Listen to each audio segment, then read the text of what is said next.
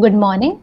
Greetings to the bench. This is the council appearing on behalf of the state in the case of state of Haryana versus Nandini and another. If it may please the bench, may the council refer to the bench collectively as your lordship. Yes, please do. Much obliged, Your Lordship. Your Lordship, it is to be stated that Council 1, that is I, will be dealing with issues 1 and 3, which pertains to polygraph test and grievous hurt, while my co-counsel will be dealing with issue second, which deals with murder. Moving on, if Your Lordship is well versed with the facts of the case, may the council proceed with the arguments. Yes, please do that. Much obliged, Your Lordship. So, as the first issue states that the polygraph test should be conducted on the accused by the investigating agency, and to substantiate that, the council will present three-pronged arguments. Firstly, that there is no breach of Clause 3 of Article 20, as there is no testimonial compulsion present. Secondly, there is no violation of Article 21, right to privacy. And thirdly, that conduction of polygraph test will serve the ends of justice in a better way. To begin with my first argument, that no breach of Article 20, Clause 3, the Council humbly submits that a polygraph test is a simple procedure that does not involve any element of coercion on the accused or any process that induces a person to give testimony against himself. Hence, this test should not come under the ambit of compelled testimony.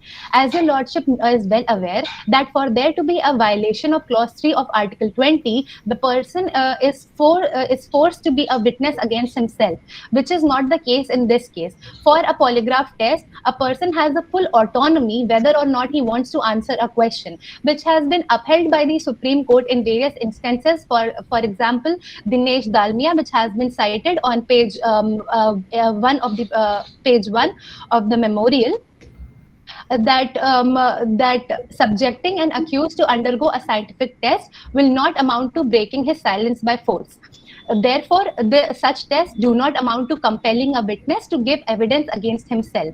And therefore, in the present case, there is no violation of Article 20, Clause 3. Secondly, that Article 21, that is right to privacy, is not violated. The council will present two-pronged arguments. Firstly, that there is no violation of Article 21, and secondly, that Article 21 is not an absolute right. To proceed with my first contention of the argument, that it is the privacy of a person has three main facets. That is privacy of the body, privacy of information, and privacy of choice. And in this case, there is no breach of privacy, as the lie detector test does not directly invade the body. And unlike narco analysis, where a person is made to involuntarily answer questions under the influence of substance, the person has the complete autonomy in this case to answer or not to answer questions. And therefore, the test does not violate the mental privacy of a person. And the same has been upheld in various Supreme Court cases, for example, Ramchandra Reddy versus State of Maharashtra, and also has been upheld in scientific journals for like the constitutional and evidentiary validity of new scientific tests. Moving on to my second leg of this argument, that right to privacy under Article 21 is not absolute. It has been opined that right to privacy is not violated based on the ground that it is not an absolute right, and reasonable restrictions can be imposed in order to serve public interest. Now, as it was held in the landmark judgment of Justice K.S. Puttaswamy, Justice Sapre has rightly held that that right to privacy is subject to reasonable restrictions in view of social, moral, and compelling public interest, and that the state is entitled to impose by law. In the present case, there has been a heinous crime committed which affects the society at large, which falls under the reasonable restrictions given by the court for the right to privacy of an individual in plethora of cases. Hence, there is reasonable restriction which should be imposed over the right to privacy of an individual, and the use of polygraph tests should be allowed by the investigating agency. My third argument is that conduction of polygraph tests will serve the ends of justice in a better way, and to substantiate that, the council will present two-pronged arguments. Firstly, that refusal to undergo polygraph test will lead to adverse presumption against the accused, and secondly, that a polygraph test is needed to extract the truth and aid the process of investigation. To proceed with my first leg of this argument, the council humbly submits that if a subject refuses to give consent to face the DDTs, then in normal circumstances, like in a DNA test, adverse presumption under Section 114 Clause G and H of the Indian Evidence Act may be drawn against the suspect. Even if said presumption is legally withdrawn or annulled by the legislature or court, it may create an adverse suspicion against the suspect in the mind of the investigator and the judge dealing with the matter. Therefore, in the present case, Anju and Nandini, which are the accused, were the last seen individuals with Madan Lal and Atul. And given the incriminating circumstantial evidence against them, makes for a strong case. Therefore, if they refuse to undergo a polygraph test to prove their innocence, it will create an adverse presumption against them. Secondly, the polygraph test is needed to aid the process of investigation. Your Lordship, as has been held in the case of Dr. Nupur Talwar versus State of UP, it is possible for investigating agencies or complainants to incorrectly suspect specific persons of having committed the offense. In such an event, scientific test may produce negative results which may exculpate the accused. This may only be known after the test has been administered. And to follow it up with the landmark judgment of Nanlal Vasudev Badwek, the court has held that the interest of justice is best served by ascertaining the truth, and the court should be furnished with the best available science and may not be left to bank upon presumption unless science has no answer to the facts in the issue. This test is essential because the traditional system of investigation may falter. Sometimes cases take so long that the person in question of crime or even a witness either forgets certain details of a case or is influenced during the proceedings to have a selective memory. A lie detector test is only an aid, and it continues to reassure an investigating officer about the course of their investigation. Therefore, it is contended that a polygraph test should be allowed to aid the process of investigation. And furthermore, since it has been held in the landmark judgment of Selvi versus State of Karnataka that the result of a polygraph test cannot be submitted as an evidence in the honorable court, therefore the question of credibility of this test does not arise. This test is only here to ascertain the facts and therefore to help ensure speedy justice. If your lordships are satisfied with the first argument, may the council proceed with the third issue.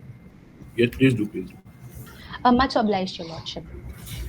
The third issue states that the accused are guilty of grievously hurting Madan Lal under Section 325, read with Section 34 of IPC. And to substantiate the same, the council will present two-pronged arguments. Firstly, that the nature of hurt caused was grievous as defined under Section 320 of IPC, and further, that the hurt was caused voluntarily. In pursuance of my first leg of this argument, the council states that the hurt which was caused to Madan Lal was grievous in nature as it falls under Clause 7 and Clause 8 of Section 320, which talks about fracture or dislocation of a bone or tooth and any hurt which endangers life or which causes the sufferer to be during the space of 20 days in severe bodily pain or unable to follow his ordinary pursuits. In this case, the injuries incurred by Madan Lal include a broken right arm and broken front two teeth, which are covered under Clause 7, and a head injury which caused him to go into a coma, which is a dangerous hurt because it prevented him from being able to follow ordinary pursuits for an indefinite period of time. Secondly, that to attract the penal provision under Section 325, it is necessary to show that the crime has been committed voluntarily, which has been defined under Section 322 of IPC, according to which the accused must either have intention to cause or the knowledge that the act is likely to cause grievous hurt. In order to prove the same, the charges are being read with Section 34 of IPC. The Supreme Court has held in plethora of cases that to invoke Section 34 of IPC, it must be established that the criminal act was done by more than one all. Therefore, it must be proved that there was common intention on the part of several persons to commit a particular crime, and that the crime was committed by them in furtherance of that common intention. Hence, in order to prove that Anju and Nandini voluntarily hurt Madan Lal, the argument is further subdivided. The first sub-argument is that the act has been done by several persons. Now, here the council is laying emphasis on the case of Takaram Ganpat Pandare, which has been cited on page 17 of the memorial and page 45 of the compendium, wherein the Supreme Court has held that Section 34 lays down the rule of joint responsibility for criminal act performed by a plurality of persons, and even mere distance from the scene of crime cannot exclude the culpability of the offence. Therefore, in the present case, it is clearly stated in the fact sheet that the iron rod that had Madan Lal's blood stain on it had Anju's fingerprints on it. But it would require more than a 17-year-old girl to physically overpower a 58-year-old man. And since Nandini and Anju had already murdered Atul, it is safe to come to the conclusion that she aided Anju in grievously hurting Madan Lal in pursuance of a common intention to do the same. Moreover, neither the mother nor the daughter contradicted each other's statements, which shows that they were in on the crime together, considering that according to the last seen theory, they were the last people to see both Atul and Madan Lal hale and hearty, and who was the only eyewitness to the crime. Secondly, that there is common intention to commit the crime. It is submitted that the Supreme Court has held in numerous cases that the essence of Section 34 is that there must be simultaneous consensus of minds of persons participating in a criminal action to bring about a particular result. This consensus can be developed at the spot and thereby intended by them at all. The existence or non-existence of a common intention amongst the accused must be deciphered cumulatively from their conduct and behavior in the facts and circumstances of each case. Herein, the Mute ourselves. may the council continue, Your Lordship? In the events, as the court has held in the case of Balu versus State of Pondicherry, which has been cited on page 18 of the of memorial and page 48 of the compendium, that events prior to the occurrence or also after and during the occurrence are all relevant to deduce if there existed a common intention. Moreover, the absence of any overt act of assault, exhortation, or possession of weapon cannot be singularly determinative of the absence of common intention. Similarly, as was held in the case of Raj Kishore Purohit, which has been cited on page 5 of the compendium, that no direct evidence is necessary to prove common intention. For the purpose of common intention, even the participation in the commission of the offense need not be proved in all cases. The common intention can develop even during the course of an occurrence. Likewise, a pre-concert in the sense of distinct previous plan is not necessary to be proved. Therefore, in light of the circumstantial evidence that has been highlighted in the fact sheet, the council would like to bring your lordship's attention to these facts.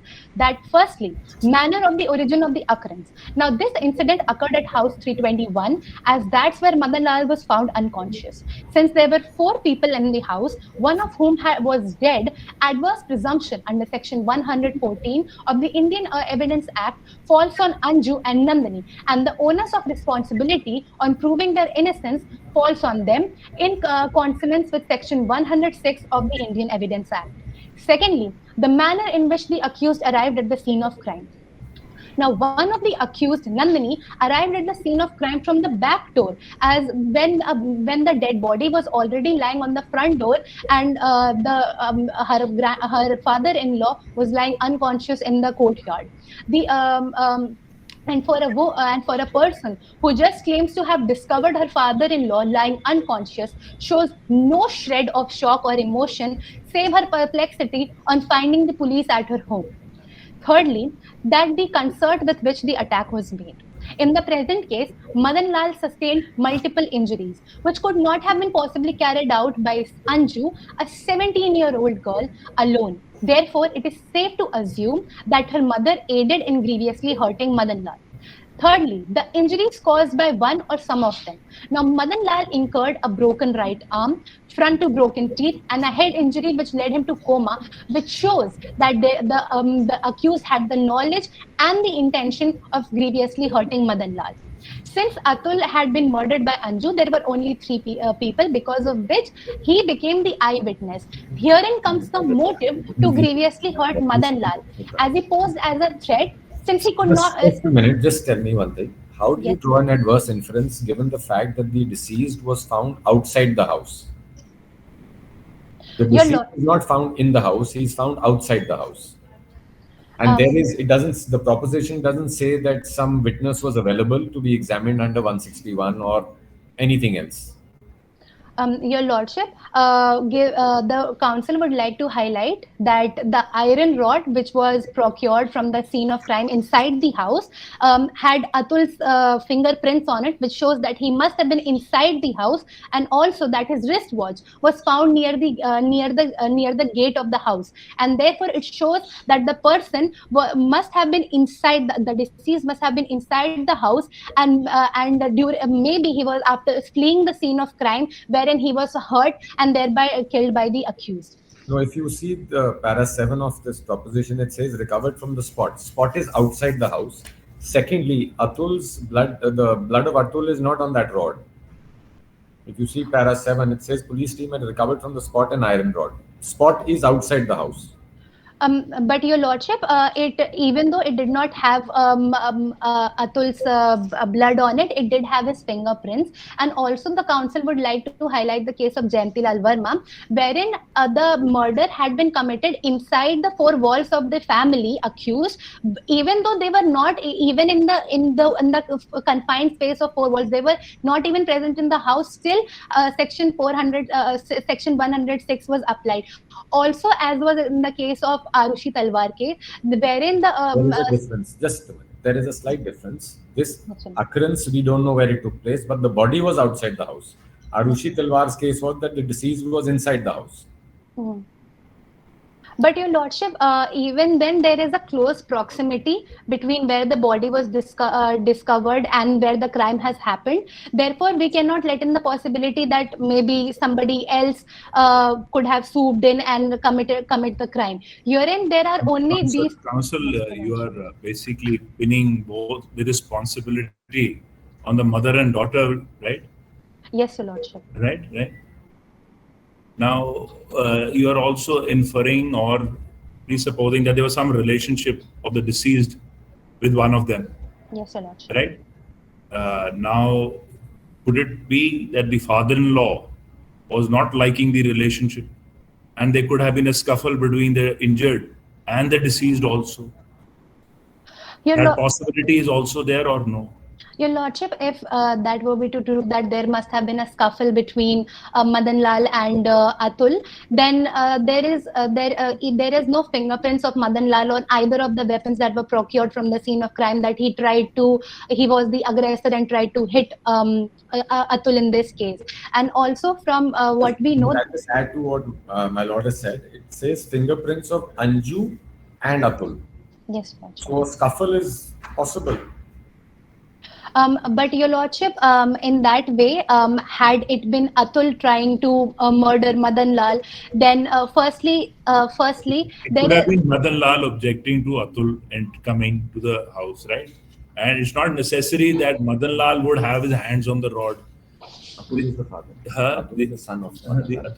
Atul is the deceased. Is the son of Madan Lal. No. Atul is the victim. He is the victim. He's the Okay. So Nandini is the daughter. Right. So therefore, if it is that Madan Lal was objecting, right? He doesn't necessarily to be carrying the rod. The deceased could have been carrying the rod or could have picked up the rod at the last moment on account of the objection taken by the father-in-law or the injured now. And therefore, how do you just presume that it's the ladies who have committed the offense and not the men that had a fight? And the fingerprints can be there that one of them, the lady, might have picked up the rod, and Atul could have maybe, the injured could have, the deceased rather, he could have crawled outside or he would have gone outside and then fallen down. Are there any drag marks outside? No, Your Lordship, there are no drag marks. Then how does the body shift outside? So, Your Lordship, that is what the council is trying to say, that maybe that Atul was trying to flee the scene of crime, and therefore, since he has aberrations on the back of his body, so therefore, if there was a scuffle, he would have incurred injuries on the front, as was the case with Madan Lal, since he had like he was hit on the head, his arm was broken, and his teeth was broken. But in case of Atul, he was hit from the back. He had aberrations on the back, and since his body was found outside the house, shows that there must have been an attack from behind while he was fleeing away the scene of crime, which shows that there was an intention to murder Atul. Also, Your Lordship, the council would like to highlight that given the fact sheet, Atul had incurred head injuries. That is to say that he must have been hit multiple times, and one of the hit proved to be fatal, which shows that if a person is being hit with an is hit with a blunt object with multiple times, which shows that there was an intention to murder the deceased, which could not have been which is not possible in case of Madan Lal, because there is nothing to show the same. Because Counsel, even if Counsel, yes, what is the evidentiary value of polygraph test? Your Lordship, there is no evidentiary value of polygraph test. It is inadmissible as an evidence. So when the challan has been sent to the court have framed the charges, what for you are going for polygraph test? What is the purpose? Yes, Your Lordship. The reason that the state requests for a polygraph test is because the accused, the mother and the daughter, have not really been been cooperating with the investigation. One of the accused, that is But Anju, investigation is over. You have submitted the charge sheet. The court have framed the charge. What is the purpose? What do you want to know? Your Lordship, the accused Anju has been repeatedly changing her statements. Every time she gives a new contradictory statement, because of which it becomes very difficult to know when she is lying or when she is not. Which version of her story is reliable, which version is not. So it means you will submit the supplementary charge sheet.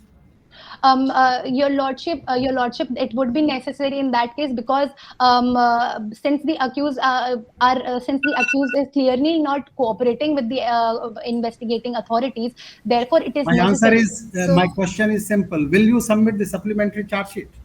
So I'm sorry to interrupt, but the time for speaker 1 is over. Any further extension shall be on the discretion of the judges. Okay, let her answer. So please answer the question. Let her answer. Yes, Your Lordship, if something of importance arises that needs to be brought to the attention of the Honorable Court, then a supplementary charge sheet will have to be filed. Can you continue investigation once the court have issued the charge sheet? Can you continue investigation?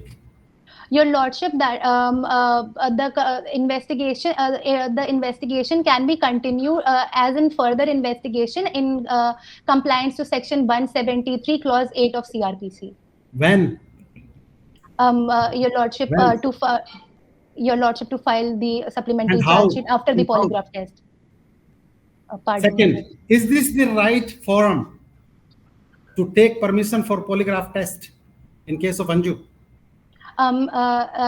Indeed, Your Lordship, because the crime, the charges for which they have been charged with is of murder, and since the Sessions Court is the appropriate forum to reach out for it. Secondly, since if Your Lordship means that she because of her age, she might not be her application should not be filed, then the council would like to highlight Section 15 of the JJ Act, wherein if since the accused Anju is guilty of committing a heinous crime, therefore she can be tried by the Sessions Court, and therefore this would be again the appropriate forum for taking the application for a polygraph test. Shouldn't you go to the JJ board? No, Your Lordship, because in this case, the Anju would not be considered as a juvenile because Right. she lies. No. Because Your Lordship, as in pursuant to Section 15 of the JJ Act, when the juvenile is between the age gap of 16 to 18 years and is accused of a heinous offense. Please read Section 7 of JJ Act. Do you have a copy of it? Yes, Your Lordship. Please read Section 7. Yes, Your Lordship, just a second. Section 7, subsection 1.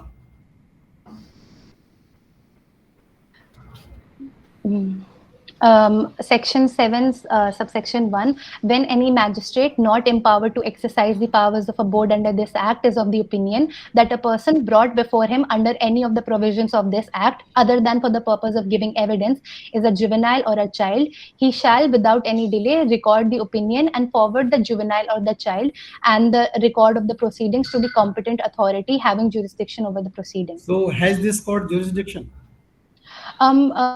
Your Lordship, in this case, the court would still have jurisdiction. Okay, now we can ask the other counsel to dilate on the last point, right?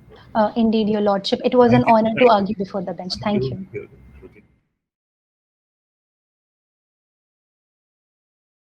Greetings to the bench, Your Lordship. As my co-counsel has already dealt with issue 1st and 3rd, this counsel will deal with issue 2nd, that is, the accused is liable for murder of victim under section 302, read with section 34 of Indian Penal Code. The counsel would like to provide a brief about the arguments which are presented in favor of the contention. Firstly, the criminal act of causing death was done by the accused. Secondly, the criminal act was done by several persons. And thirdly, the common intention to do the act was present between the two accused. Coming towards the first argument, that is, criminal act of causing death was done by the accused by taking inference from clause 3 of section 300, the act was done with the intention of causing bodily injury. The intention to cause death can be gathered generally from a combination of circumstances, as it was mentioned in the case of Nagaraj Reddy versus State of Andhra Pradesh, which is mentioned on page 30 of compendium, that there are certain circumstances which need to be taken into consideration in order to draw the intention. Firstly, the nature of the weapon, which was used by the accused in our case, was a blunt object which lead to excessive bleeding, and finally the death of the victim. Secondly, the blow was on the vital part of the body, that is, on the side of the head, which led to excessive bleeding. Thirdly, the amount of force which was used by the accused was brutal, as there were several head injuries and abrasions on the back and the elbows of the victim. Fourthly, the accused has even taken undue advantage of the situation, as the victim was in a drunken state and he was unarmed. And further, the nature of injuries highlights the cruelty which they have caused, which demonstrates their intention to kill the victim. As it was held in the case of Virsa Singh versus State of Punjab, that once the existence of injuries proved, their intention to cause can be presumed. Coming to what is just a question. This is now your whole case is based on circumstantial evidence.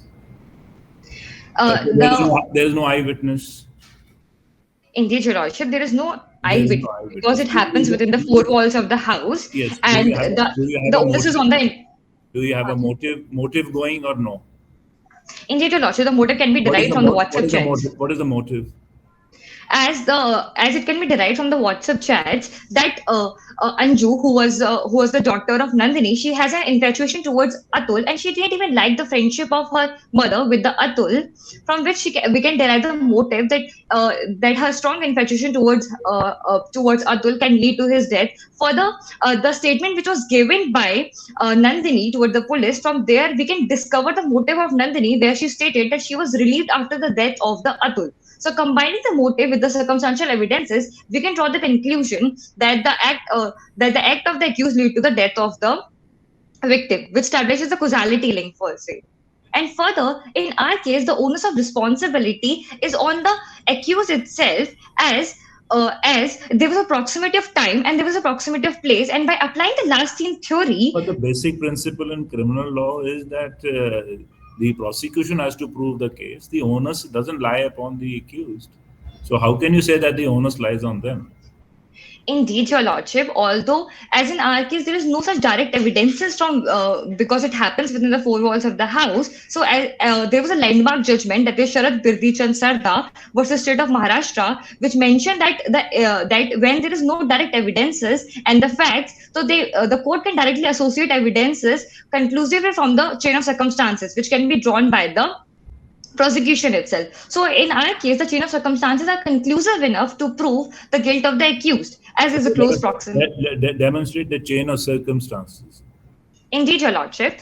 Firstly, the victim was found dead in front of the house of the accused, and his wristwatch was found at the gate of the house. And secondly, his fingerprints were found on the iron rod, which is found inside. Crime has taken place inside the house. Secondly, there was a close proximity of time in the death of the victim and the presence of accused on the crime scene. So it can be presumed that the accused was present or was last seen with the deceased. And by applying the last seen theory, she has a fair opportunity to kill the victim. Coming toward the third chain, that is, the second accused, that is Nandini, arrived from the back door and the dead body of the victim was lying on the front door. Further, when police inquired about her absence from the house so early, she fumbled up and does not give a satisfactory answer. Further, the murder weapon, that is a blunt object which finally led to the death of the deceased, is missing, which further raises suspicion as Nandini was the only person who was missing at the crime scene. At the same time, the murder weapon was also missing, that is the blunt object.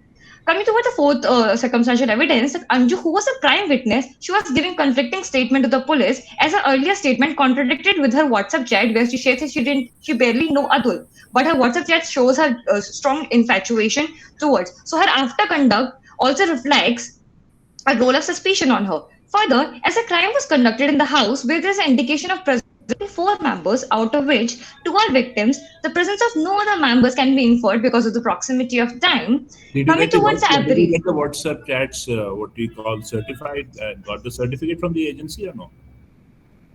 It's not mentioned, and even if it has not get the certificate, it has been held in the case of Rakesh Kumar Singla versus Union of India, which extend that even without the certificate, they have admitted the WhatsApp chats as an electronic record under Section 65 of B of Evidence Act. And even in the Aryan Khan case, which is a very recent case, the bail has been given on the basis of WhatsApp chats. So it could be admissible Counsel, even without certificate. Counsel, in a case or a crime against person, 2 things are important: fixing the spot, scene of crime, and recovering the weapon of offense. What is the weapon of offense in this case, and where is the spot? Indeed, Your Lordship, the weapon of murder is a blunt object which is missing, which even raises the suspicion on Nandini, who was the only person who was missing from the crime scene. And when the police inquired about her absence, she even fumbled up, raises suspicion, and she could not give a satisfactory answer. She said, obviously for work, and she said she did not remember anything. She did not give a satisfactory answer. And further, her after conduct, along with the Anju, who was a prime witness of the crime, shows that they are not participating in for the investigation, and even they denied to give consent for the polygraph test. Where is the weapon of offense, Counsel? Where is the weapon of offense? It could not be procured by the police. That's Without why it's weapon really. of offense, you are charge shooting a person. Pardon, Your Lordship. Without weapon of offense, without recovery of weapon of offense, you are charge shooting a person. Because the circumstantial evidence are conclusive enough, which further raises because they have a fair opportunity to commit the crime. And the onus, as it was held Jayanti Verma case, that it is on the inmates to prove that as the crime happened within the 4 walls of the house, there could not be any direct evidences. So onus on them to prove their innocence, along with the prosecution. Did you rule out the possibility of any other's presence on the scene of crime? And how you would have done it? Indeed, Your Lordship. Indeed, Your Lordship, as it was a close proximity of time in the death of the accused and the presence of the prime witness or the first accused, that is Anju, on the crime scene. When the police arrived on the crime scene, they found the accused, who was a prime witness, sitting on the crime scene. And there's a close proximity of time, as the death of the victim was between 4:30 and 5:30, and the police arrived at the crime scene in the early morning. So its proximity of time was so close that there was not a possibility of existence of any other man. And further, the murder weapon missing raises suspicion on them. So on the basis of surmises or conjectures, you are saying that there was nobody else present there. There is no scientific evidence to suggest that nobody else was present there. As indeed, Your Lordship, as the crime happened within the 4 walls of the house, the presence of only 4 members could be reflected, and even there's no evidence which reflects the presence of any other member. And the circumstantial evidence are conclusive, and they have fair opportunity to kill the accused, as they were last seen with the accused. But what are the chances of the rod being put in the house? You see, this man died early in the morning between 4:30 to 5:30. It's a village. There are enough people around, right? So if somebody else could have assaulted him in the early morning. And because of the fact that he had a link with this family, the police has falsely implicated these both the ladies and planted the rod. And at the time when they reached the spot, they would have just handed over the rod to those persons, and if the ladies had touched it, the fingerprints would come. Why? What is the possibility of false implication also? Indeed, Your Lordship, the prosecution can rule out the other possibility in such a way that if the crime has been committed outside the house, there is a strong possibility, as it was a village area and the crime was committed between 4:30 and 5:30, that if it was committed outside the house, someone else would have seen, someone else would be a witness, because the people in the village's journey started roaming and they wake up early in the morning. And if the crime has happened, some other person might have been a witness of it, as it was a chalk area. But which further is a strong presumption that the crime happened within the four walls of the house. Therefore, no one other person was a direct witness, which proves that which further is a suspicion of the accused itself. That if the crime has happened within the four walls, that's why there is no direct evidence to prove. If it happened outside the house, there might be some other witness also who must be roaming, as it was a chalk area, and it was a village. Just one more question. If both are supposed to be in love with this man, then why would they enter into a conspiracy, or why would 34 come in, and why would both of them assault the deceased? Indeed, Your Lordship. Firstly, coming to it, that the infatuation is only proved from the Anju side. There is no strong evidence which proves, as Nandini has never accepted her infatuation towards Atul. Even she has said that she is relieved that he died in her one of the statement, because he has an evil eye on her daughter and on her property. So there might be the situation, and further, the chats of the Anju states that she has a deep concern for her mother.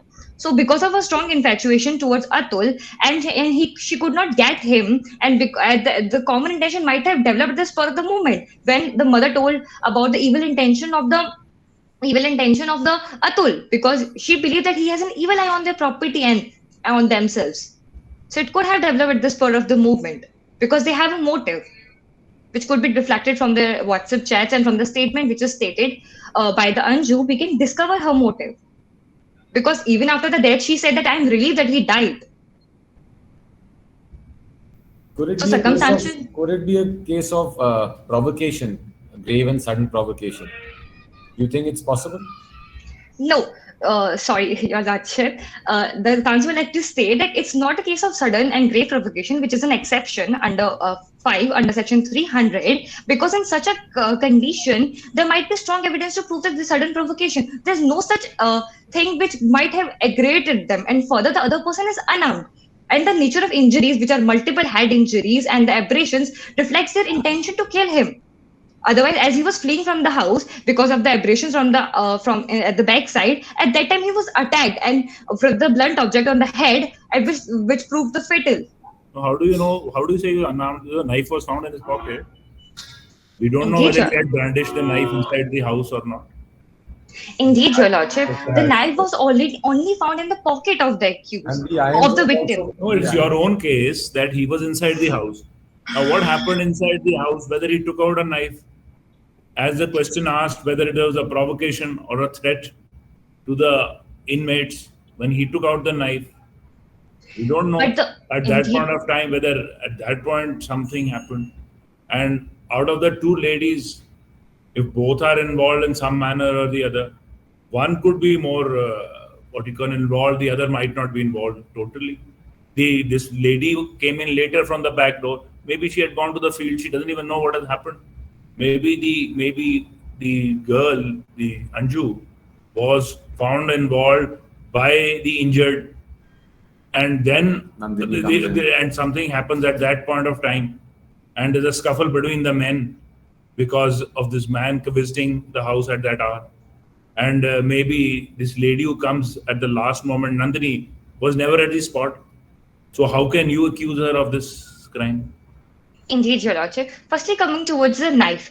If the knife has been taken out, it should have been found on the spot. But the police have recovered the knife at the pocket. It hasn't been used. because there's no investigation been done which prove that there were fingerprints of the Atul, and or there's any chance which prove that he has used. If he might be an aggressor and he had brought the weapon, he might have used it. Further, the counsel would like to draw the attention that it is possible that the accused might have put the weapon inside the pocket of the victim itself, as her phone and wallet is also missing. This further raises suspicion on them that because his phone is still not recovered. And coming towards the second doubt, that could mean that somebody in some co-villager would have assaulted him and stolen the purse and the phone, and could be a case of theft and murder. And nothing to do with these people. Only thing is that unfortunately it is outside their house. That's all. Indeed, Your Lordship. There are many lacunas in your case, madam. Indeed, Your Another circumstance. Suppose Anju was caught with the deceased, and Nandini comes to the spot and she sees them in a compromising position. Then what would you say? It's a possibility. Indeed, Your Because Lordship. there are four. What are the planks of circumstantial evidence? Motive, extrajudicial confession, recovery, and last scene. Now, which Indeed, of them Your do you Lordship. substantiate completely? I mean, which of them is substantiated completely from the evidence? There's no recovery, which is connected. The motive is coming from WhatsApp chats. We don't know whether it's admissible because there's no 65 before certificate. But it has been admissible in the recent case itself. No, it's not admissible. So in Rakesh Sharma case, it is. Without a 65B4 certificate, it's not admissible. Anyway, we'll leave it aside. We don't know whether it's there or not. And then you go to last scene. Is there last scene? Who's last? Who sees them last together? So last scene could be even before the death, it could be after, because within the reasonable time of death, the police have themselves found the prime witness, that is the accused, on the last scene. So there's a close Right. proximity of time, and the opportunity could be drawn from that thing. But then Coming towards the chain is not complete. You're right. It's Indeed. possible what you're Indeed, saying. you're right. The chain is not complete. Indeed, Your Lordship, the chain can be completed in that frame because there is no evidences of physical altercation between Madan Lal and Atul, because there is no evidences which prove the fingerprints or any other thing which raises suspicion of Madan Lal. He was even a prime witness, and there is a possibility that both the accused has killed the victim, and in order to remove any kind of evidences, as he was a live witness, they might have attacked Madan Lal, so that there is no witness available against them. So there is a strong possibility. There could be a chain of circumstances which is conclusive in our case. Because Nandini was absent, at the same time, the murder weapon was not found, and she could not give a justified reason for his alibi, which is mentioned in section 11, that it could not be accepted until and unless you have given a justified reason for your absence. You first have to explain, you have to prove your case. So, Indeed, Your or Lordship. alibi or not, it comes at a subsequent stage. First, you have to prove your case beyond reasonable doubt. Now, are the Indeed, plans Your- complete? Doesn't appear to be.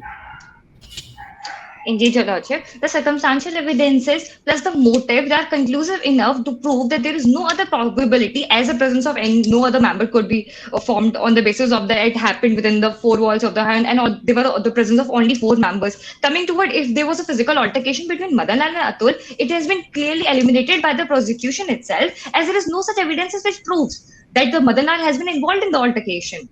So there's the only chances that the mother and daughter has together participated, as we have an evidence against Anju, as her fingerprints has been found in the iron rod. Plus we have a motive which could be derived from the WhatsApp.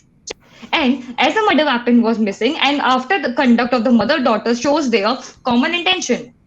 Counsel, blood stains were found on the iron rod. It is not of Atul. Whose blood No. stain was it is? Number one. It could be Number two, why didn't you try to find out the all details of Atul from the service provider and try to prove when he came there, what time he was there, etc., etc. And Madan Lal is the only victim as well as eyewitness of the whole scene. You have not recorded his statement. Without recording his statement, how can you substantiate charges under 325? Indeed, Your Lordship. As Madan Lal is in the coma state, and there is no time which has been stated by the medical expert that until when he will come under his senses to give a statement, because the coma is something which could not be determined until when he'll come. So there's a strong possibility that because he was the only eyewitness at the scene of the crime, that's why both the accusers has done a grievous hurt on him. Why were you in a hurry to submit the charge sheet?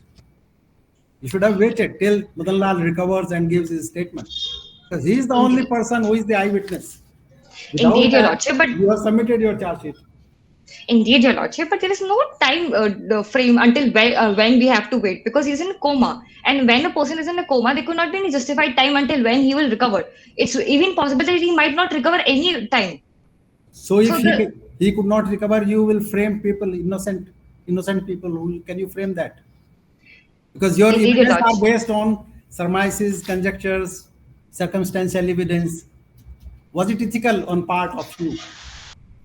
Indeed, Your Lordship. Although we could not even let the accused remain just like this, because the delayed justice is also justice denied. So the charge sheet has just been framed. Even if they are not accused, if they are not proven guilty, they could be easily come out. But not giving consent to the polygraph test, further is a suspicion on that, which further adds to our circumstantial evidences.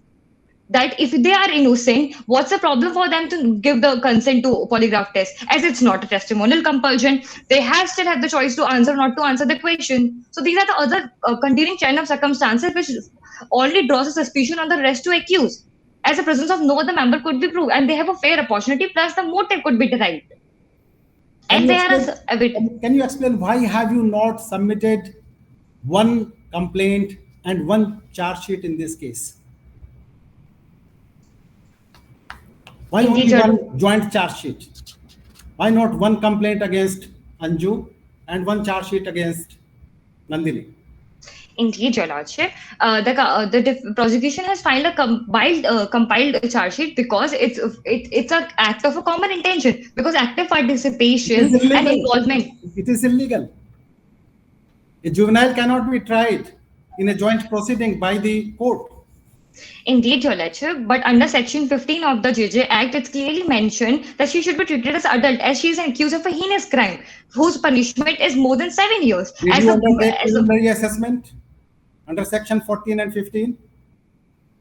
Indeed, Your Lordship, the preliminary assessment has been done. That's the reason that the council is coming towards the sessions court.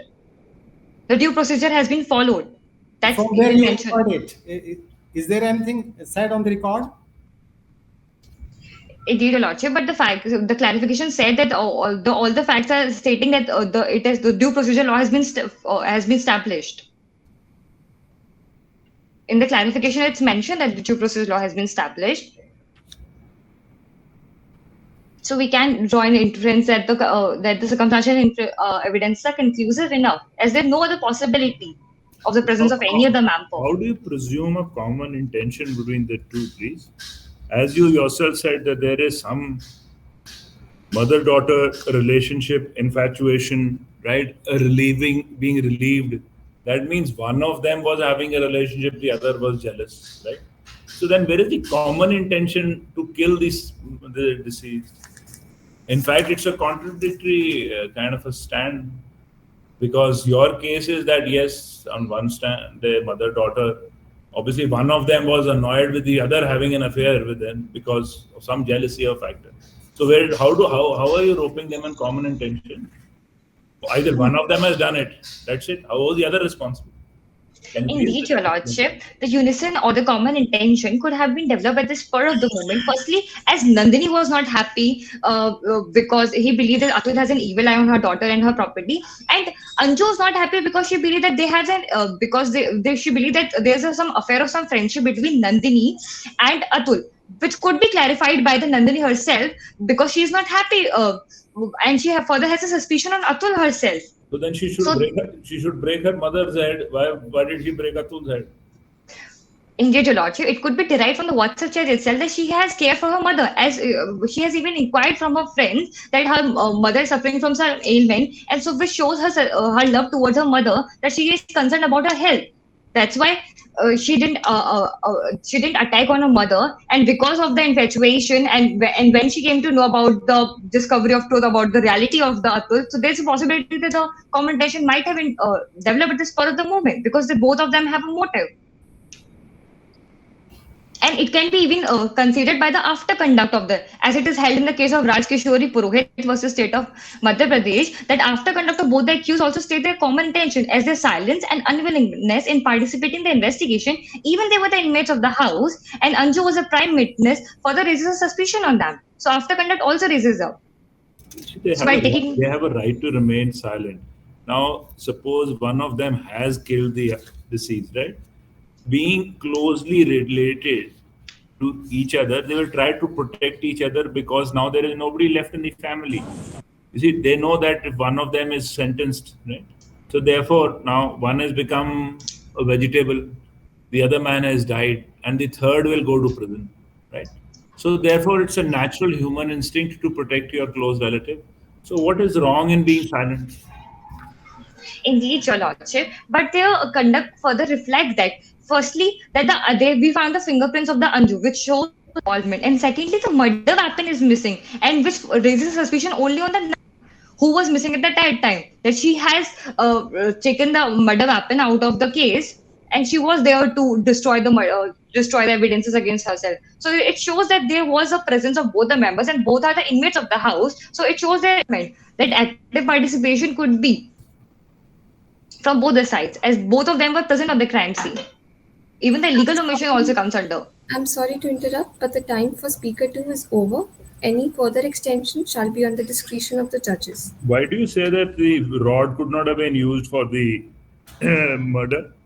After all, it is a death due to a blunt injury on the side of the head.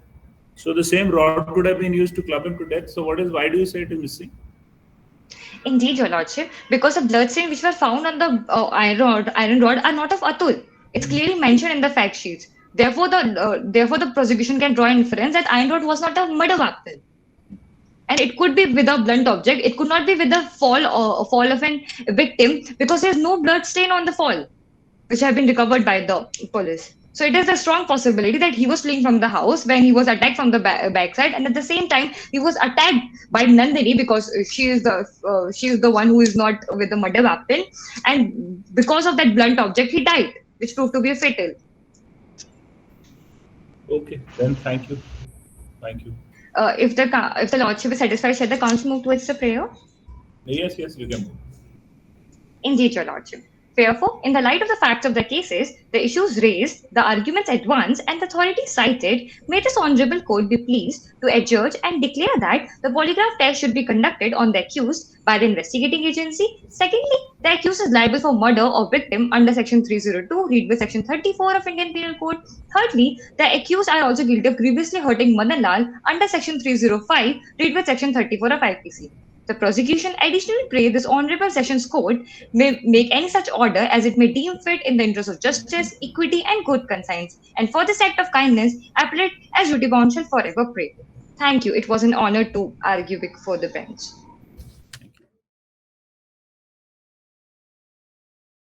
Good afternoon. Greeting to the bench. Permission to address the bench as your lordships? Yes, Mr. Sharma. Much obliged, lordship.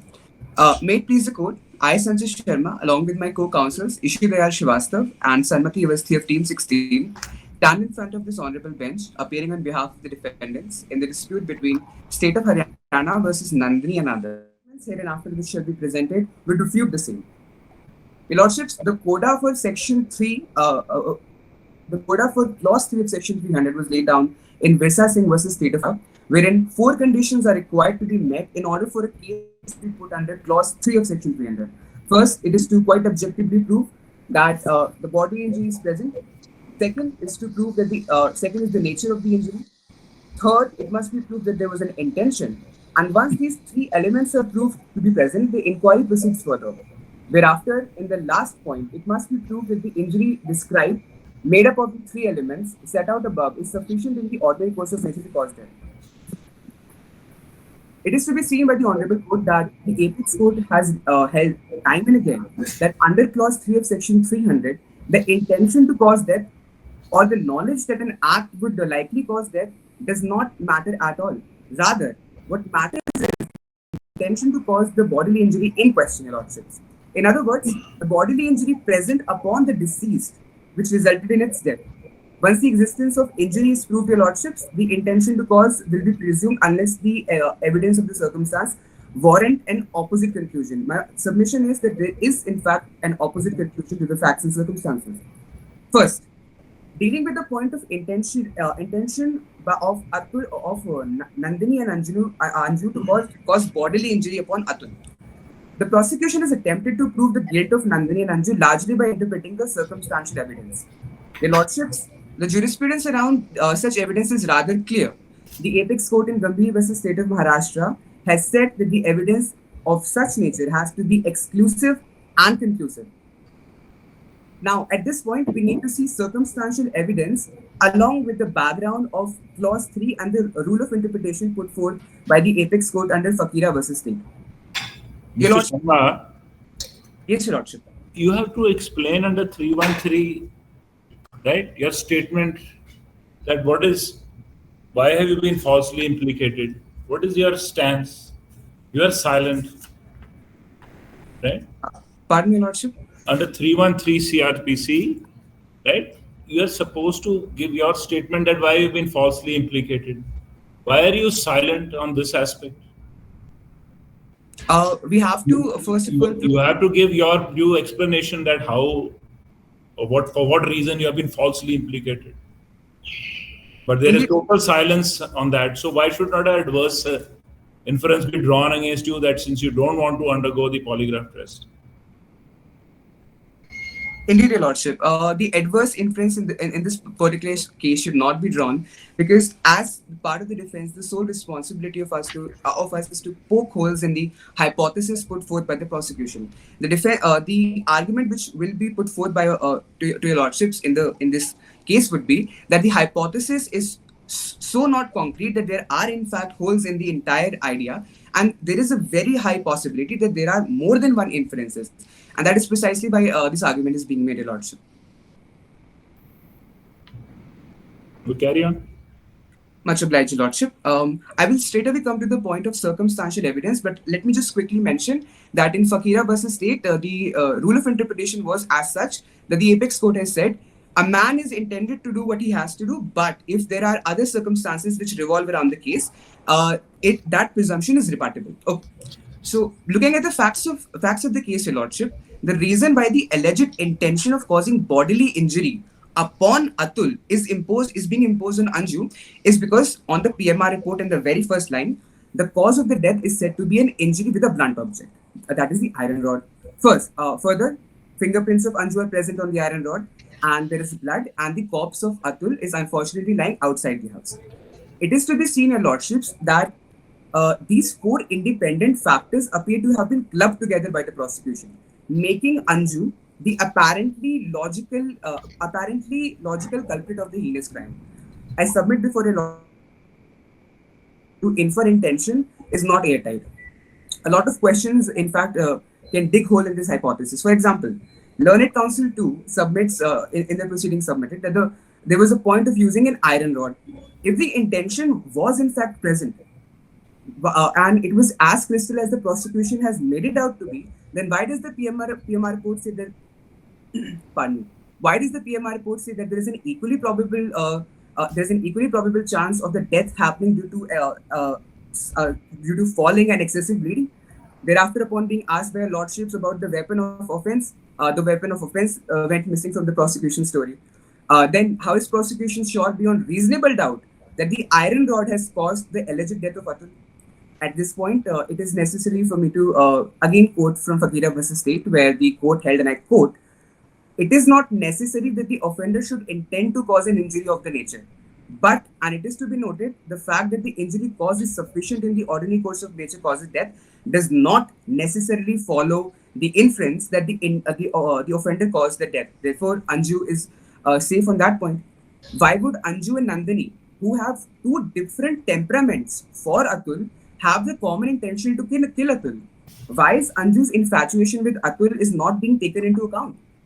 Further, again, it is being pointed out that So far as the facts and circumstances of the case go, the weakest form of prosecution case is one where there would be, it is found that there is no antecedent enmity between the parties, but on the other hand, the parties are closely related to each other, and the relationship is proved.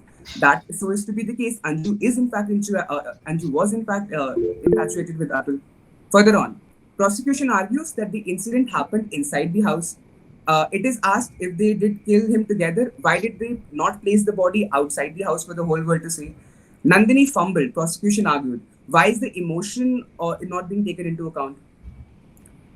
So, Your Lordship, these questions not only dig holes in the veracity of the inferences drawn by the prosecution about the intention of causing death, but also create reasonable doubt in the entire version narrated by them.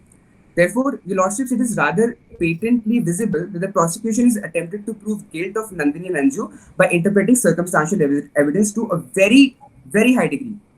To this point, please allow me to quote certain case laws from the Honorable Apex Court, wherein it was held that when the inference of guilt is sought solely on the basis of circumstances, it must lead to no other inference except proving guilt of the accused, that is Anju and Nandini, and creating a chain so complete that the crime was committed by the accused and there should be no other possible explanation or hypothesis.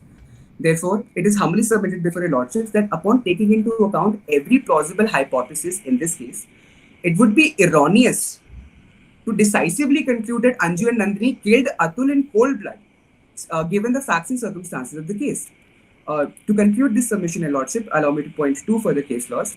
The Supreme Court in state of Uttar Pradesh versus Ashok Kumar has said that if evidence adduced by the prosecution is reasonably capable of two inferences, as in the present case, the one in favor of the accused must be accepted.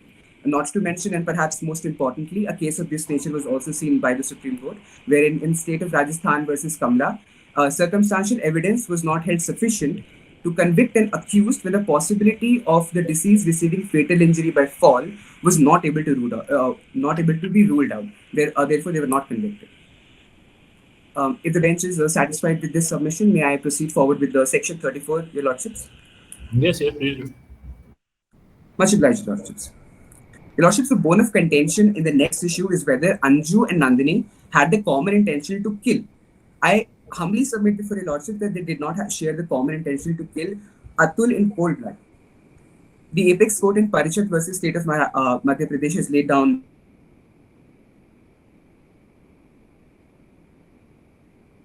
the bracket of section 34, three of which are the act must be done by several persons. Second, the participation of all persons should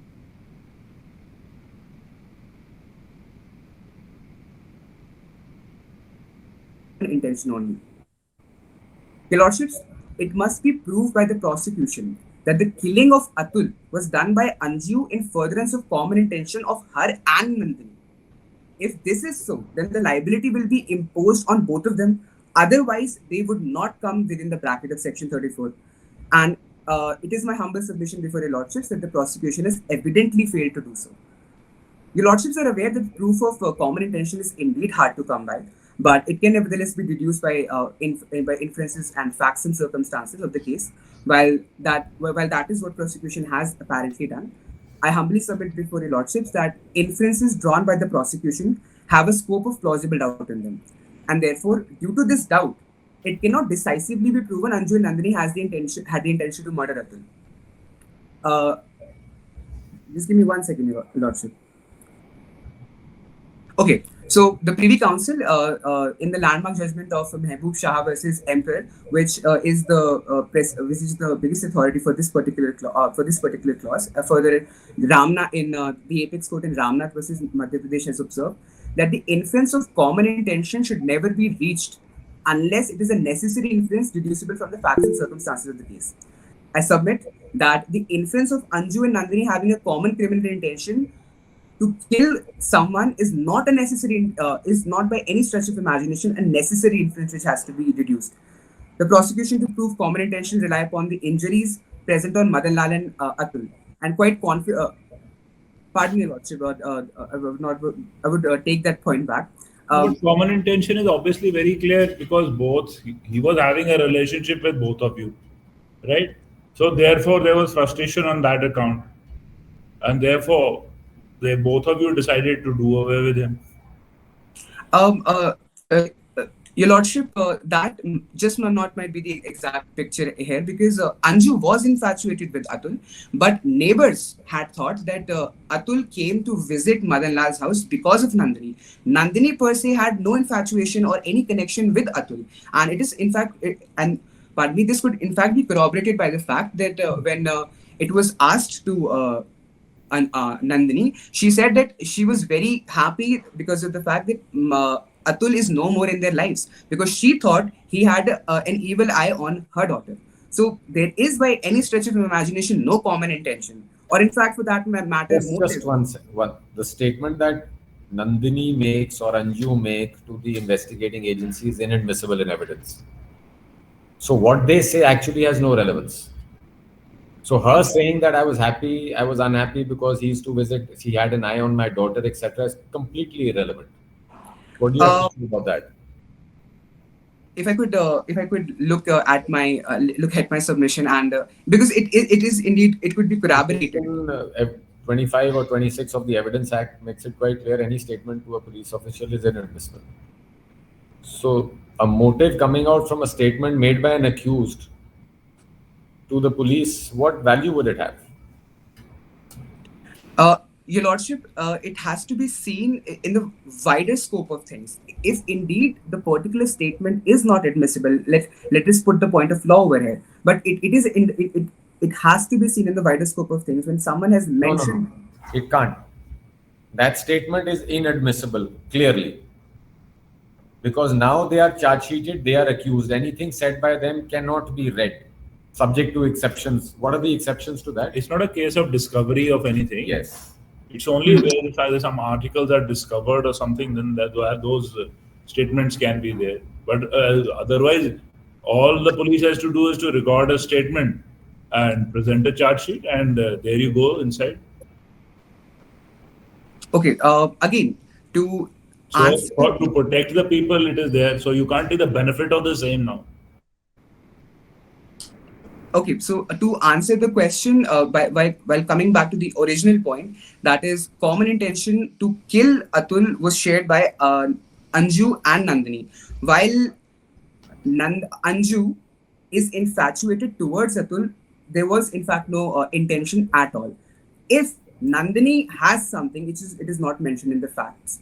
So you have to have two people at least to have a common intention to commit an act in furtherance of that common intention to murder that person. So even if one person does, the other person does not, and that in itself does not prove that that Nandini and Anju did in fact have common intention to kill Atul.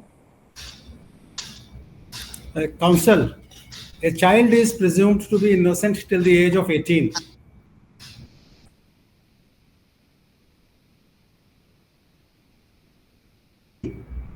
That the Anju should be given the benefit of the provisions of Section 3(1) of the JJ Act, and she should be presumed to be innocent. And if she has committed any crime, then it was under peer pressure or under pressure of some adult. So why you fail to take that plea? Because first of all, we are already in the final stages of this trial, and second of all, we have to see for a fact that someone should not be put on, someone should not be given that particular guilt. They have to be absolved by it, especially in this case when nothing has in fact happened. So that is why we're in this particular court. Again and again, it is being said that Nandini was having an affair with Atul. What is the basis? On what basis people are saying so? Your Lordship, that is because the police, when came to the investigation spot, they had conversations with the neighbors, and the neighbors suggested, not conclusively proven, that Atul used to come to Madan Lal's house because of Nandini. That is what the neighbors think, but that is indeed not a concrete fact. Is the opinion of any person relevant, and what is its evidentiary value in criminal trial? it is not relevant, Your Lordship, and that is precisely the point. If we're still talking in the terms of common intention of Section 34, that is between Anju and Nandini, then to come back again to that point, we do not know what Nandini feels towards Atul. Given that, and having established that, it is only for us to see what Anju feels towards Atul, because that is only concretely given. And on the basis of that, we can still say there was no common intention, because the very basics, the essentials laid by the Apex Code do not get met in the particular circumstances, Your Lordship.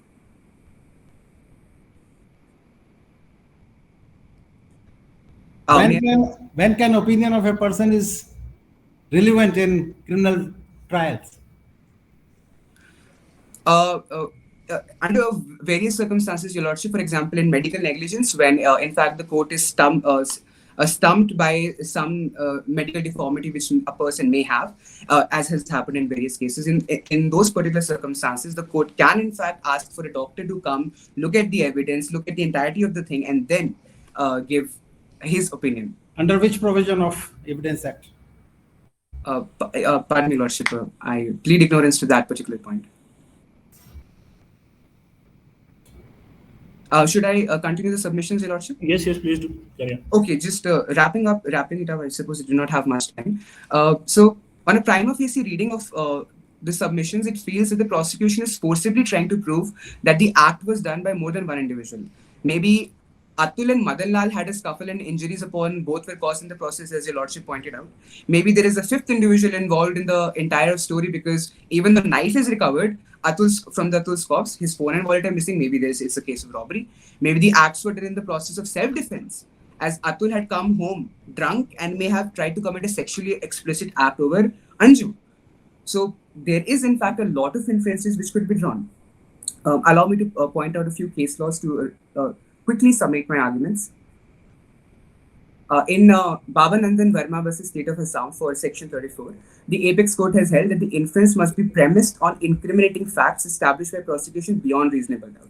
The prosecution throughout their proceedings have used multiple versions of the story, and therefore there is not in fact one particular hypothesis which the prosecution has tried to rely upon to prove this case beyond reasonable doubt, Your Lordships.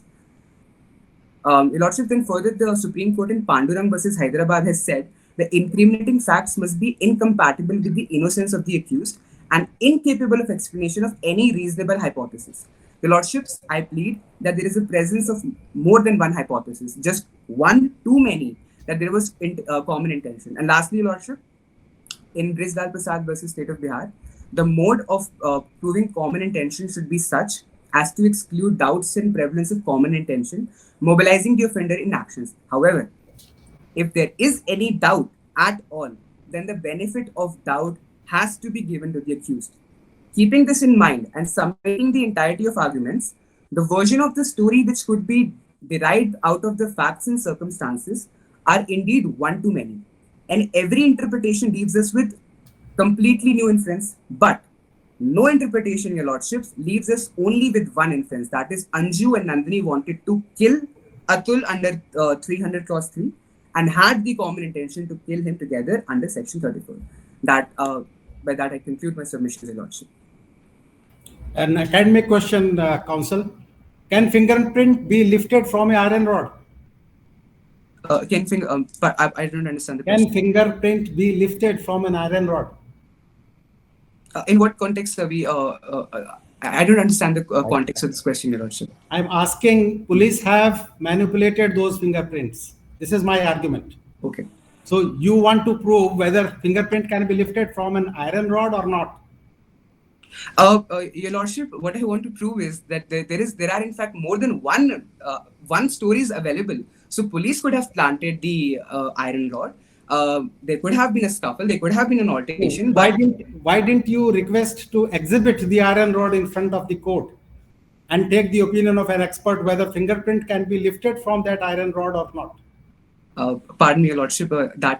Unfortunately, that particular contention was not allowed to in the rules of. It was just an academic question. Thank you, Lordships. It was really a pleasure to plead in front of you. Thank you so much.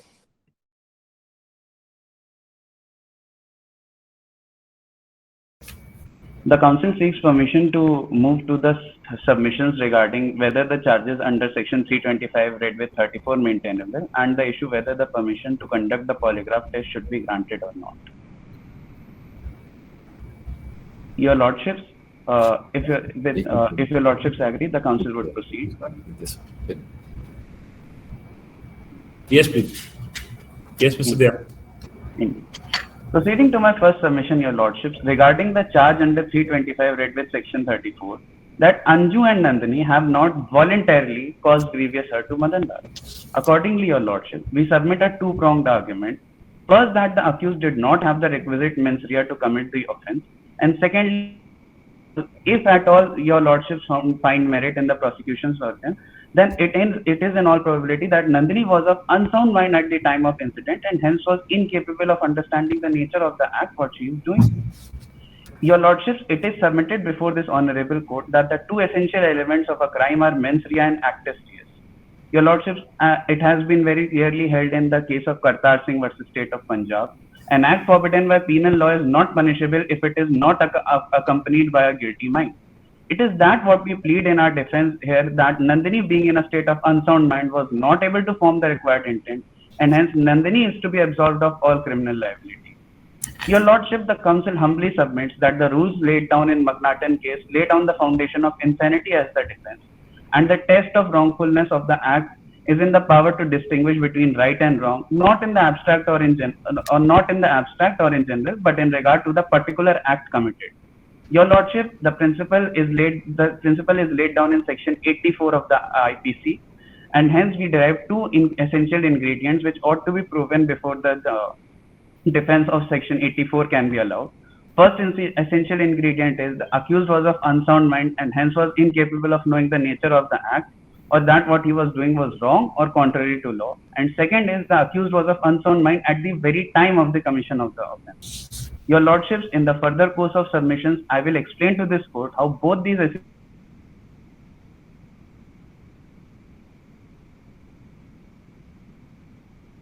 of unsound mind and hence was incapable of knowing of the nature of the act, or what he or she was doing was wrong or contrary to law.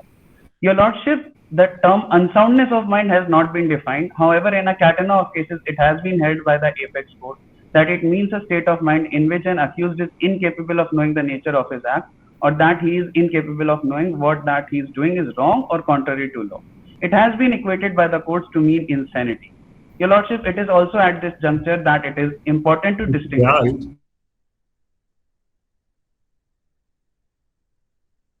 Are guilty, but the only thing is that you are not liable to be convicted on account of the insanity. Your lordship, that is on the prerequisite that if at all your lordships find merit in the prosecution's version of the story, because if you start from this limb of the argument, that means you accept the fact that yes, you are responsible or your client is responsible. Your lordships, the council would like to state again that this defense is an alternative defense, whereas the primary argument remains that there are multiple versions, and even though one has to say that, but the prosecution has not been able to establish that even Nandini was even present at the crime scene, your lordships. And henceforth, if your lordships at all find any merit in the prosecution's case, then this is an alternative version on alternative arguments from the defense that even if she was in all probability of unsound mind at the juncture when the offense is said to be committed. Carry on. Indeed, your lordship. Your lordship, to distinguish between medical insanity and legal insanity, it has to be said that to simply differentiate between the two, a person suffering from mental illness is called medically insane. However, your lordships, in the case of legal insanity, a person suffering from mental illness also has to lose his or her reasoning power at the time of the commission of the offense. Legal insanity, your lordships, refers to the specific mental state of a person at a time of committing the crime, and therefore is a purely legal concept and has no psychiatric link. This type of insanity is the purpose, is what is required for the purpose of section 84, which is of such a nature which impairs the cognitive faculty.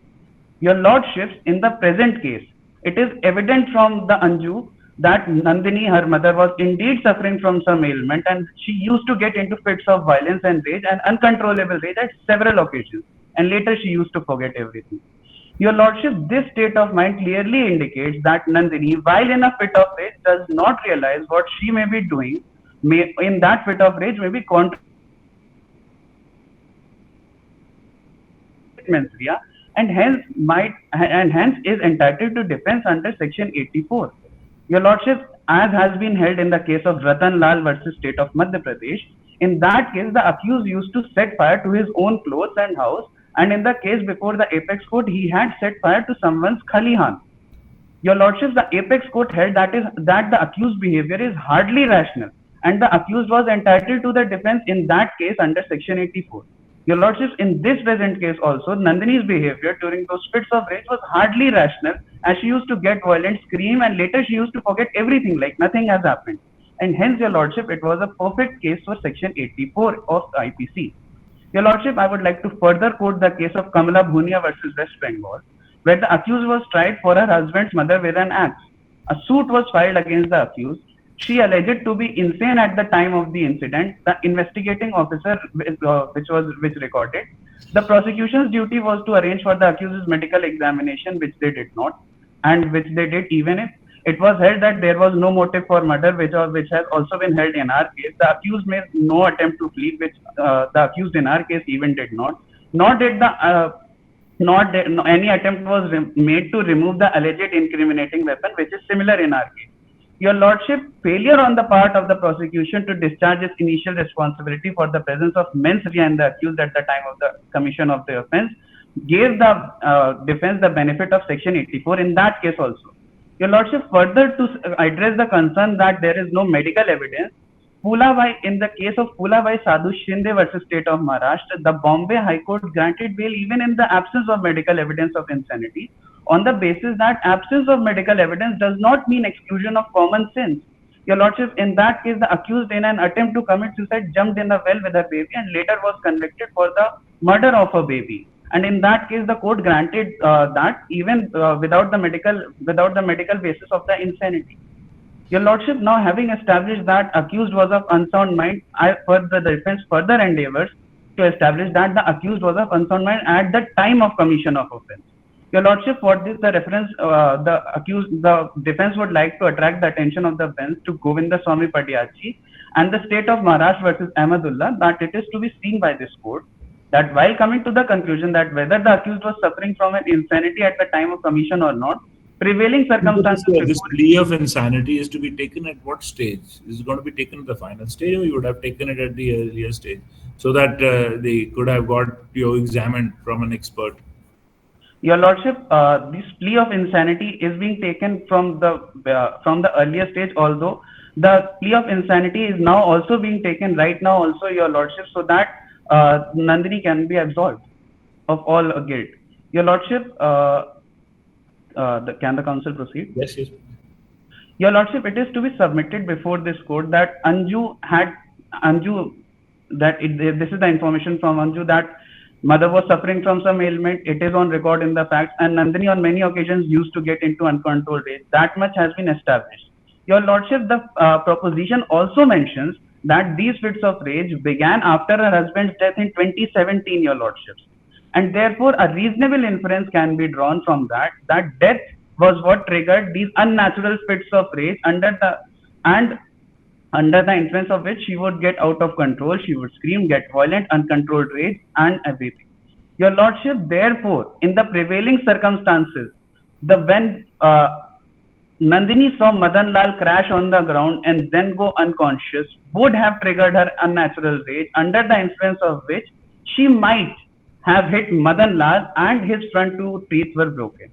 Your Lordship, this is further to be seen that following this event and on account of the fact that she used to forget what had happened after getting violent, she forgot everything that had happened that night and then must have casually gone to work in the field as she used to go every day.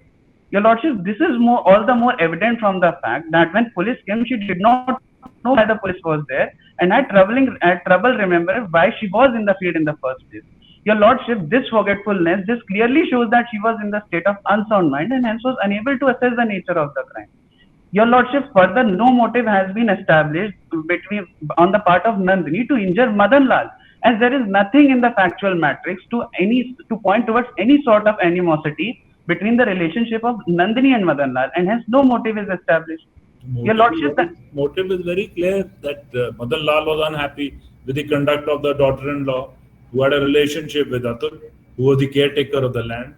Your Lordship, and he was privy to their visits, and at that early morning visit, that is the reason he discovered them in some kind of a compromising position. So therefore, it was not acceptable to him. And being discovered, she assaulted him. Obliged, Your Lordship, much obliged. Your Lordship, that the versions of thy Lordships would most, with all due respect, would be a very stretch of facts at the given factual matrix.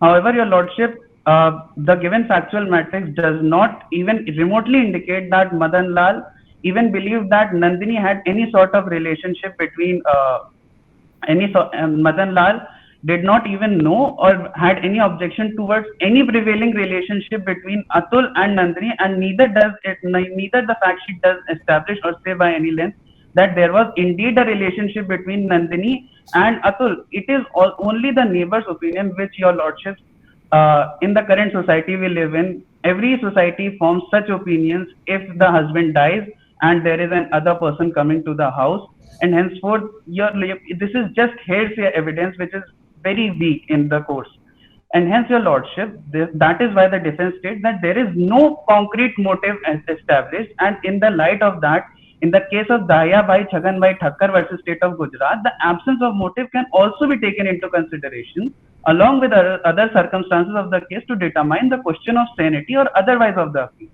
Your Lordship, just 1 second. The WhatsApp chats between Anju and Atul would show that she was unhappy about the relationship between the mother and this Atul. Your Lordship, these chats, the WhatsApp chats would show the WhatsApp chats between Anju and her friends. Actually, in the fact sheet showed that she was unhappy between the friendship. Your Lordship, these yes. Your Lordship, first there are two inferences, two observations to that. First, Your Lordship, Atul did not know that even if Anju was angry with Nandini in the first place, Your Lordship, not with Atul. And second is, Your Lordship, the WhatsApp chat showed that Anju was even infatuated with Atul. And hence, Your Lordship, this again does not form the motive on the part of Anju to actually attack the person who she is infatuated with or who she loves. And henceforth, even in the remotest of possibility, this would only establish a motive on the part of Anju. Even in the remotest of possibility, on the part of Anju to attack Nandini, which is clearly not the case, Your Lordships. And henceforth, this submission, this contention would stand ultra vires, and henceforth, Your Lordship, the council proceeding to the further submission. Your Lordship, in the court of Shrikant Anand Rao Bhosle versus State of Maharashtra, where the accused killed his wife by hitting her head with the grinding stone when she was washing clothes, took the plea of insanity as defense. Your Lordship, in support of his contention, he relied on the fact that he was being treated for schizophrenia, and at the time of his killing his wife, he was also suffering from schizophrenia.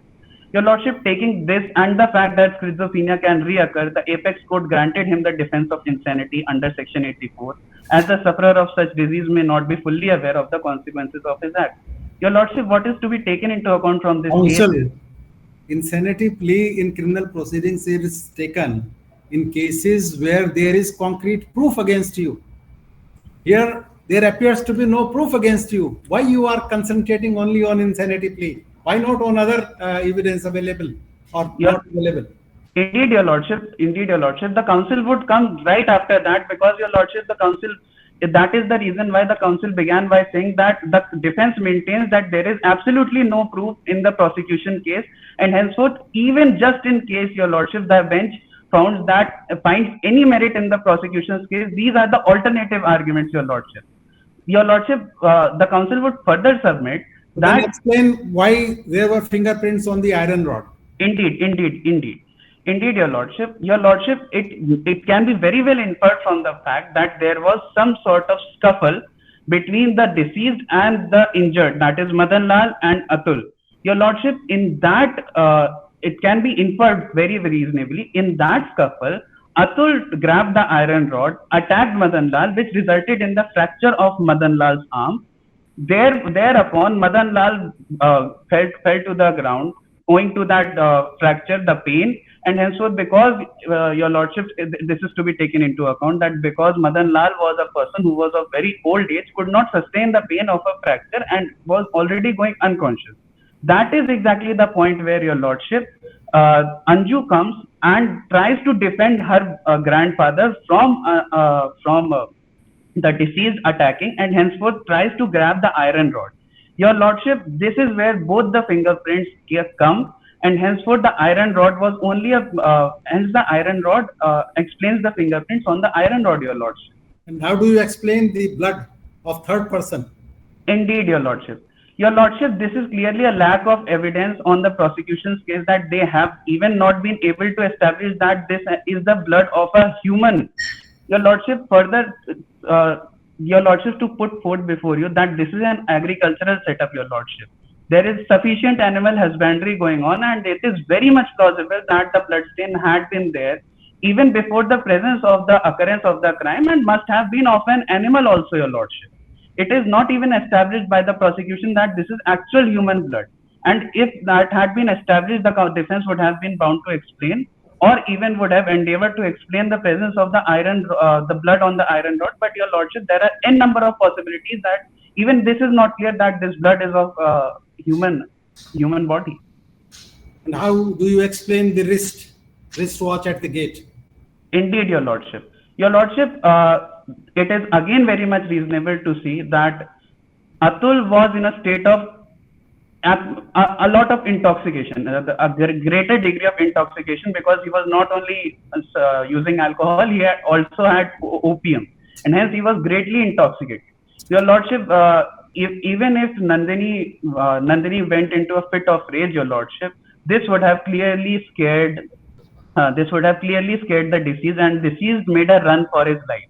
Your lordship, this run for his life by the deceased in the state of such heavy intoxication he would have crashed on the gate, whereby his watch fell, and therefore after tripping from the gate, counsel, the abrasion on elbow as well as other marks on the body and fall off the wristwatch suggests that he was dragged outside. Indeed. And Madan Lal was incapacitated. Indeed. The possibility is that both the women have dragged him outside. Indeed, your lordship. Your lordship, to answer the lordship's query, your lordship, these aberrations could have very much caused between the scuffle between Madan Lal and the deceased, and henceforth the aberrations could be very much explained, your lordship, in the defense's version. And henceforth, after crashing into the gate and falling down, even which is corroborated by the PMR report that the death was caused due to excessive bleeding, and hence would have the deceased fell down and died of excessive bleeding. Whereas Nandini forgot everything, even if the prosecution is able to establish that Nandini was even at the crime scene. You are counsel for both of the accused, right? Indeed, your lord. Why has Anju not made a statement as to what is the occurrence, in what manner it occurred? Your lord, circumstantial evidence is sufficient that this man was looking after your land. He's found dead outside your house. The rod is recovered from your house. There's a wristwatch which is close to the gate. That means in the scuffle somewhere the wristwatch was taken off, right? And there is motive to the extent that there is a relationship with one of you. So therefore, there is enough circumstantial evidence that he could have been found dead in another corner of the village. But the fact that he is right outside your house, that means there's sufficient material to link you with a crime.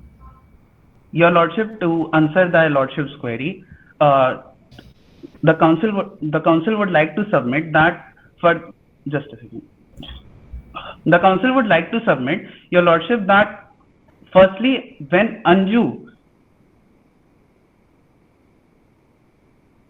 has fell to her death, your lordship, Anju, as any natural human being would, went into a state of trauma, that is PTSD. Your lordship, she went into a state of trauma, and hence this is why she was found crying inconsolably and not able to speak anything as to what could have happened. Your lordship, she might have even believed that her mother was responsible, not knowing that whatever her mother does in the course of insanity is actually a legal defense, which might not be in the knowledge of the accused Anju, because she is just a 17-year-old child, Your Lordship. She has witnessed such violence and such trauma, and was not in the condition even to speak or even to recall that incident. Must have given her sleepless nights already in the first place. And hence, Your Lordship, there are various holes in the prosecution theory that the corpse lying outside, and as the defense presented that he may have very well tripped and fell. Your Lordship, the robbery, first of all, the prosecution has not been able to establish that if the Atul was even carrying the mobile phone and the wallet in the first place. Secondly, Your Lordship, if this could very well have been an act of a third person who thought that, okay, Atul is there and you have to rob him, and the person robbed him. The knife was of no use to the person robbing, and hence he only took the mobile and the wallet. And henceforth, Your Lordship, what the defense is trying to plead here, that there are multiple inferences which can be drawn from the facts at hand, and henceforth the defenses ought to be given the benefit of reasonable doubt in this case, Your Lordship. Okay, thank you, Mr. Jha. Thank you. Your Lordship, there is still the issue of polygraph remaining. If the Lordship would grant just 3 minutes to complete the issue of polygraph. Okay. Let's see what you have to say. Your Lordship, it is humbly submitted before this honorable court that the permission to conduct the polygraph examination of Anju and Nandini is not valid in law. Your Lordship, the test can be conducted only if it is volunteered. Your Lordship, it is to be seen that Anju has clearly denied the test, whereas Nandini's silence cannot be considered as acceptance of polygraph examination. Your Lordships, here again I submit a two-pronged argument. First, that it violates Article 20, Clause 3 of the Constitution of India, and second, that it violates Article 21. Your Lordship, now beginning with the first submission on the issue that the polygraph test, if forcefully conducted, would violate Article 20, Clause 3 of the Constitution. Your Lordship, Article 20, Clause 3 of the Constitution of India stipulates a prohibition that no person accused of an offence shall be compelled to be a witness against himself. Your Lordship, it is to be seen by this honorable court that according to NHRC guidelines on administration of lie detector or polygraph examination, the guideline 1 says that it has to be consensual, that is, the accused should explicitly consent. Further, it is submitted that it is evident. What kind of inferences to be drawn if he denies? Your Lordship, since this is the fundamental right of the accused not to give evidence against themselves, no negative inference shall be drawn because the accused is merely exercising his or her fundamental right. And if negative inference were to be drawn from the exercise of fundamental right, then the very existence of the fundamental right, Your Lordships, would be in peril, as mentioned in Article 20, Clause 3, Your Lordship. And what's the value of this kind of a test? What's the evidentiary value? Your Lordship, the result of the test is not admissible. However, Your Lordship, under Section 27 of the Evidence Act, any fact which may lead to the discovery, that evidence may be admissible, Your Lordship. And henceforth... Please go ahead. Yes, and henceforth, Your Lordship, it is already mentioned in the famous case of Selvi versus Karnataka, where the polygraph issue was dealt at length, that the polygraph test should not be conducted on the accused person without taking his or her consent.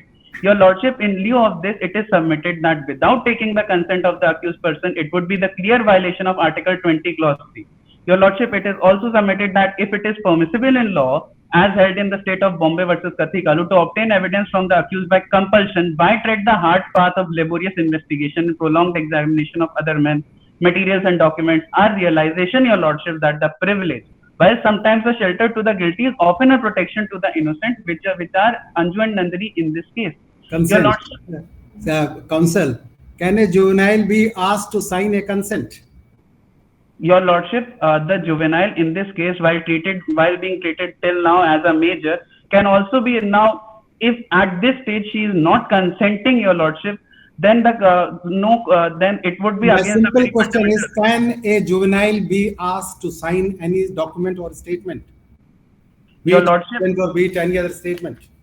Your Lordship, the juvenile, Your Lordship, in the present case, Anju is not being treated as a juvenile, and henceforth she will be treated as a major and can be asked to sign a consent or not. Where it is presumed that she is treated as an adult. Your Lordship, the facts and circumstances of the Yes. case, that the case is in the final hearing, and till now she has been treated as a major, Your Lordship, and henceforth the defense has to plead under that assumption that she is a major. Counsel, the case should have been dealt with by the children court, not by the sessions court. Indeed, Your Lordship. Especially constituted court. And joint Indeed, Your proceeding is not allowed. Indeed, Your Lordship. However, it is in the final stage, Your Lordship, now, and it would be very a hurdle to say now, and henceforth she has been treated. That should be her defense. Indeed, Your Lordship. And JJ Act is a beneficial act. The plea can be taken at any stage. Indeed, Your Lordship. Even after the conviction has taken place. Indeed, Your Lordship. However, Your Lordship, considering that she is anyways not the accused, and henceforth, Your Lordship, since till now she has been treated as a major, and the court has admitted that she is a major, Your Lordship, at this stage, Your Lordship, even she is not accused by any stretch of imagination. The defense pleads that she is to be absolved of all criminal liability, Your Lordship. Your Lordship, if the Lordship would allow 1 minute, I would also address that why this polygraph test actually invades the personal privacy of the individual. You've submitted on that. Yeah, we are quite satisfied with what you have done. Right? Thank you so much. Thank you. So for the award winners, the best researcher would go to Delhi Metropolitan Education. This is TC12. Congratulations, TC12. So the best researcher receives a cash prize of rupees 4,000. Congratulations. The best memorial award money would go to TC14. This is the Rajiv Gandhi National University of Law, Patiala. Congratulations, TC14. You receive a cash prize of rupees 9,000. The best speaker award money goes to TC15. This is Stuti Sinha. This is Lloyd College, New Delhi. Congratulations, TC15, Lloyd Law College, Stuti Sinha, for winning rupees 6,000. Do we have the winners here? Please switch on your camera. We would love to see your happy faces. Then the third best team is TC25. This is DNLU Jabalpur. Congratulations, DNLU Jabalpur. You win an award prize of rupees 6,000. And now, of course, hard work of today. Two moot competitions. Firstly, the semi-finals and then the finals. And the one who has gone and managed through is the team is code 07. This is Dr. Ram Manohar Rohia, National Law University, Lucknow. And of course, the boys put up a good fight from Simla, the HP National Law University. But I think eventually the girls managed to beat them. Better luck next time, boys. Thank you so much for putting in the hard work. Thank you so much.